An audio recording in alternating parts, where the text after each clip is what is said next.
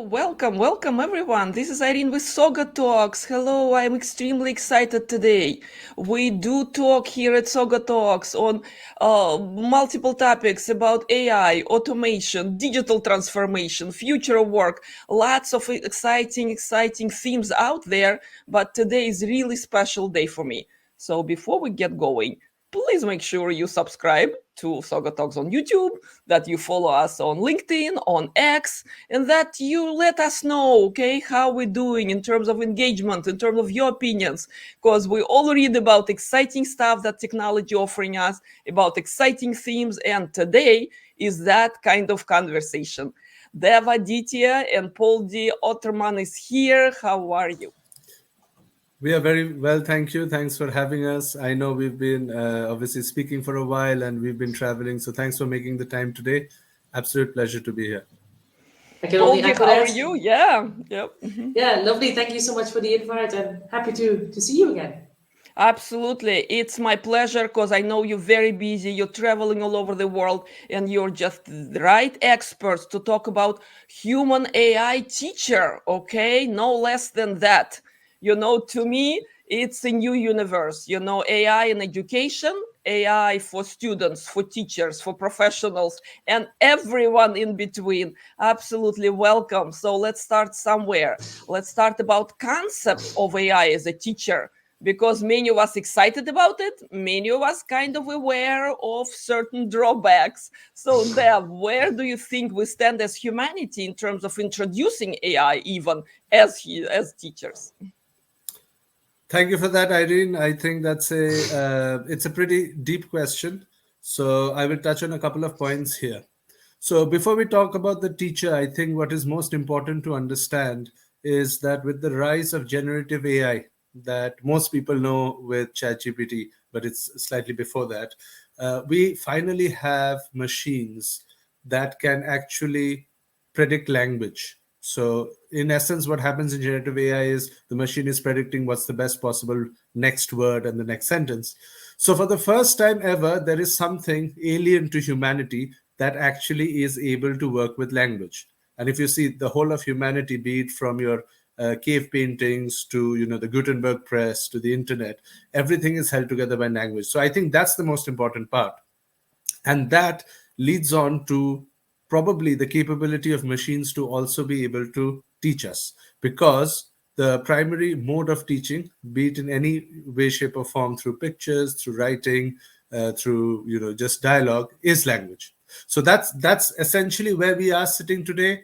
And now jumping into what we do, we obviously focus on digital human teachers. And for us, our focus is to really humanize AI so that the AI can look and feel like a human being when it teaches. So we use digital avatars using AI technology to have that look and feel, but it actually draws down to our small model.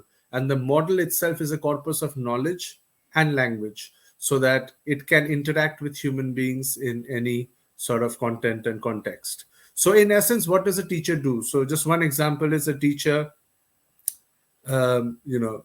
writes or sort of manages and makes the content that will be taught this year, maybe from books, etc. They prepare questions, they mark the questions, they give feedback, and of course they teach as a lecture style or one-to-one, etc. Today, AI can do all of these things, and our model can do all of these things. And that's what's really exciting, because we can use all of these things, and by using the right form of communication and conversation, we can really humanize that AI and allow it to teach as close as possible to human beings.